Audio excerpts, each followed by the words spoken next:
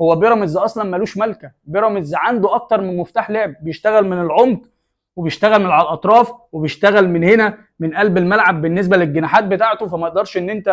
تحجمه، خصوصا ان انت بتلعب في الريد زون او المنطقه المحظوره بتاعتك، فالغلطه عندك بفوره،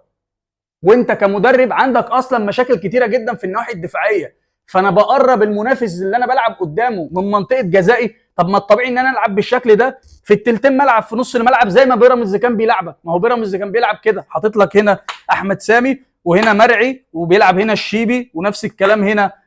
كريم حافظ او محمد حمدي، وهنا مهند لاشين وعبد الله السعيد ووليد الكارتي. فلما تيجي تبص حتى على الاهداف اللي دخلت مرماك هتلاقيها بتترجم الكلام اللي انا بقوله، ان بيراميدز عنده تنوع. الهدف الاول محمد الشيبي كره عرضيه طق مايلي ما بين الاثنين سنتر باكين جون، الجون الثاني محمد حمدي الكره بتتلعب هنا عملها هنا في المساحه الفاضيه، لان الراجل ده راح داخل لجوه وعبد الله السعيد راح واخد مكان